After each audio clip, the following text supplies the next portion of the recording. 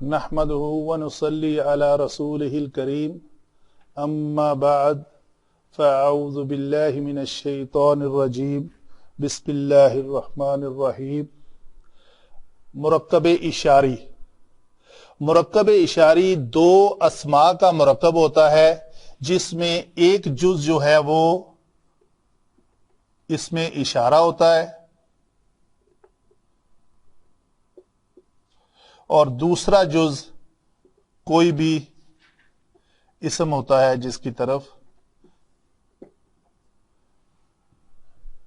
اشارہ کیا جاتا ہے، تو یہ دونوں معرفہ ہوتے ہیں۔ ابھی آپ نے ایک لفظ سنا معرفہ، اس کی ضد ہے نکرہ۔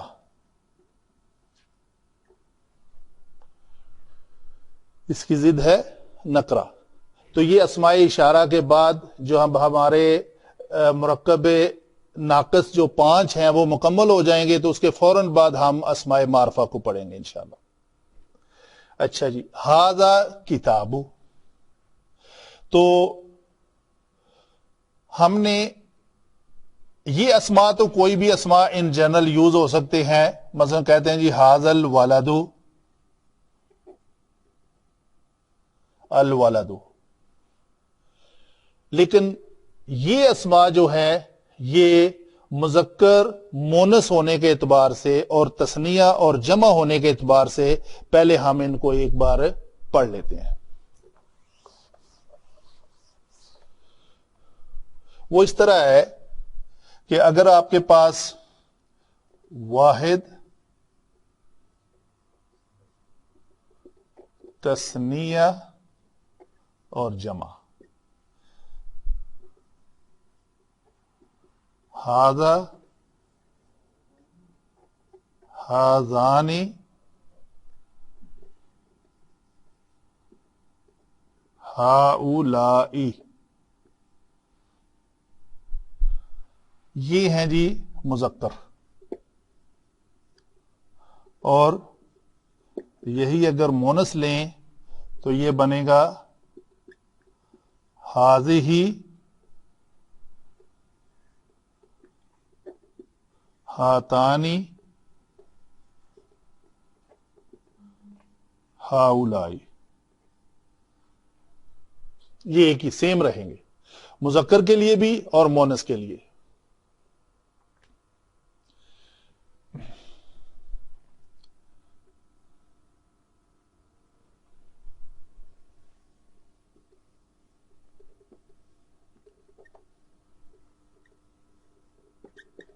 یہ ہیں قریب کے لیے اور بعید کے لیے مذکر، ذالک،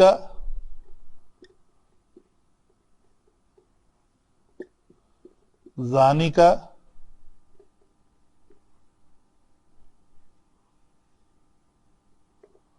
اولئک۔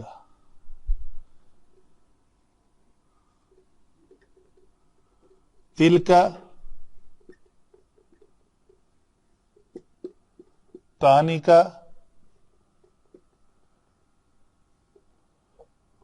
اولئک، مونس۔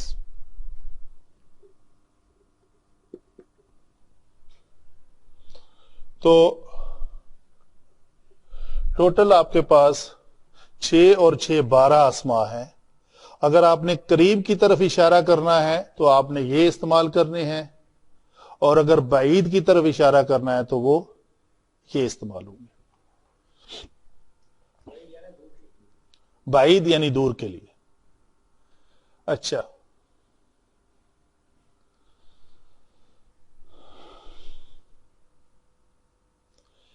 اس میں یہ ہا جو ہے پورے اسماء میں، اس کو لکھتے ہیں علماء کہ یہ ہا جو ہے ہائے تنبیہ ہے۔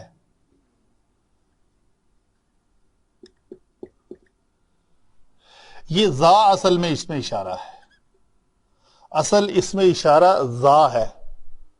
اس کی مثال قرآن پاک میں اگر لیں تو سورہ جس کو ہم آیت الکرسی کہتے ہیں، سورہ بقرہ کی آیت 3 پارے کے پہلے صفحے پہ ومن ذا الذی، اور کون ہے وہ جو یشفع سفارش کرے عندہ اس کے ہاں، الا باذنہ مگر اس کی اذن کے بغیر. تو ذا جو ہے اصل میں اس میں اشارہ ہے، اس کے ساتھ ہائے تنبیہ لگی ہوئی ہے. اسی طرح یہ ذانی یہ نون تسنیہ کے لیے ہا پھر وہی ہائے تنبیہ ہے. الائی ہے اصل میں، ہا جو ہے ہائے تنبیہ ہے، یہ ہا جو ہے 6 کے ساتھ یہ جو ہا لکھی ہوئی ہے یہ ہائے تنبیہ ہے. ٹھیک ہے، تو ذا ذانی الائی ذی تانی الائی. ٹھیک ہے جی. یہ اس کا تسنیہ 2 شکلوں میں آتا ہے. اگر حالت رفی ہوگی تو ہاذانی ہوگا، حالت نصبی یا جری ہوگی تو ہاذینی آئے گا، ہاتینی آئے گا. آگے چلتے ہیں. ذا ذالکا، یہ لفظ تل کا، ذانی کا، تانی کا، الائی کا، یہ الائی، یہ کاف جو ہے یہ خطاب کی ہے. اس کاف کو کہتے ہیں کاف لخطاب، یعنی جو سامنے بندہ کھڑا ہے اس کو مخاطب کرنے کے لیے، خطاب سے مخاطب ہے، مخاطب کو کسی بات، مخاطب کے سامنے کسی چیز کی طرف اشارہ کرنا. تو جو ہمارا مخاطب ہے وہ اکیلا بھی ہو سکتا ہے، وہ 2 بھی ہو سکتا ہے. مثلا ہم کہتے ہیں جی ذالکا جمع ذالکما جمع ذالکم، ایسا ممکن ہے؟ ذالکما قرآن میں مستعمل ہے دونوں، تو وہ دونوں مخاطب ہیں. یہ نہیں ہے کہ کسی 2 چیزوں کی طرف اشارہ ہو رہا ہے، نہیں ایسا نہیں ہے. اشارہ ہے کسی ایک طرف ہی. اچھا، اس کے اجزاء جو ہیں اس میں اگر ہم بیان کر لیں تو یہ 3 اجزاء سے مرکب ہے. ذالکا اٹ سیلف 3 اجزاء سے مرکب ہے. کون کون سے؟ ایک تو ذا، اس کو میں تھوڑا سا نیچے کر لیتا ہوں، تل کا، یہ ذا، یہ لی اور یہ کاف. یہ لی جو ہے اس کو لکھتے ہیں علماء لام بعد، یہ بعید کے لیے ہے. یہ لام نشانی ہے اس کے اندر بعید ہونے کی، اور ذا اصل میں اس میں اشارہ ہے. یہ لام بتا رہا ہے کہ یہ کسی دور کی چیز کی طرف اشارہ ہے، اور کاف جو ہمارا مخاطب ہے جس کو ہم اشارہ کر کے بتا رہے ہیں وہ کاف اکیلا ہے. اگر وہ 2 ہوں تو کیا ہو جائے گا؟ ذالی کما. اگر وہ زیادہ ہوں، میں آپ کو مخاطب کر کے اشارہ کرتا ہوں کہ وہ ایک پنکھا ہے، تو میں پھر ذالی کما یوز کروں گا. ٹھیک ہے، ذالی کما مروحت جی ذالکم، سوری ذالکم. اگر 2 ہوں گے تو ذالکما آئے گا، اگر جمع ہوں گے تو ذالکم ہوگا. اسی طرح ذانکا ذانکما ذانکم، اولائکا اولائکما اولائکم، تلکا تلکما تلکم. یہ دیکھیں تل کا ہے نا، اور یہ مذکر و مونس کے اعتبار سے بھی آئے گا. کیسے؟ ذالکی، یہ ذالکا کما کم. اسی طرح دوسری شکل اس کی کیا آئے گی؟ ذالی کی کما اور کم. ہمارے سامنے ایک مونس ہے، اس کو ہم نے اشارہ کرنا ہے، تو وہ کیا ہوگا؟ ذالکی. تو اسی طرح تل کا تلکما تلکم، اسی طرح تانکا تانکما تانکم. تو یہ الفاظ جو ہیں یہ اشارہ کرنے کے لیے آتے ہیں. یاد رہے کہ اگر کما یوز ہو رہا ہے تو 2 چیزوں کی طرف اشارہ نہیں ہو رہا، اشارہ کسی ایک ہی طرف ہو رہا ہے، لیکن جو مخاطب ہے جس کو بتایا جا رہا ہے اشارہ کر کے وہ 2 ہے. جیسے وہ انا لکی ہاذا، تو انا لکی لام تیرے لیے، تو ایک مونس کے لیے، کی ذا کی، تو وہ کی لفظ آیا حضرت مریم علیہ السلام کی. ٹھیک ہے جی. تو یہ ہیں ہمارے مرکب اشاری کے اجزاء، جسے ہم مذکر اور مونس کے اعتبار سے، قریب اور بعید کے اعتبار سے 12 ہم نے یاد کر لیے. اسی طرح آپ ان کو یاد کرتے جائیں اور یہی چیزیں ہماری آگے کورس میں بھی امپلیمنٹ ہوں گی. ابھی ہم کیا کرتے ہیں، ہم ایک دو ایگزامپل لے لیتے ہیں. مثلا ہم کہتے ہیں جی ھذا الولد، ٹھیک ہے جی. میں نے کہنا ہے ھذانی الولدان، یعنی اگر ہمارا یہاں پہ تثنیہ کا اس میں اشارہ ہوگا تو اس کے آگے مشار الیہ جو ہے وہ بھی تثنیہ ہو جائے گا. ٹھیک ہے. آگے کیا ہے جی، معرفہ ہوں گے. یہ خود معرفہ ہے اور اس کا مشار الیہ بھی معرفہ ہوگا.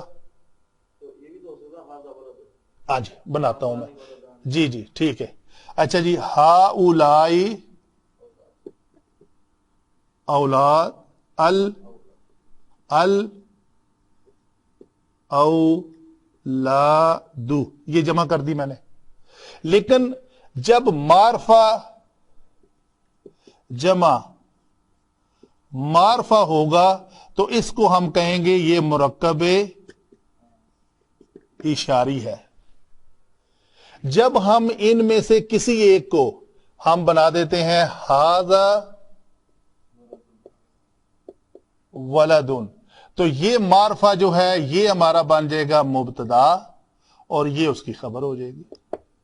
ہم مرکب اشاری کے قواعد جو معرفہ جمع معرفہ ہوتا ہے اس سے ہٹ کر جملہ اسمیہ کے قواعد میں چلے گئے، جس میں مبتدا ہمیشہ معرفہ ہوتا ہے اور اس کی خبر کثرت سے نکرہ ہوتی ہے.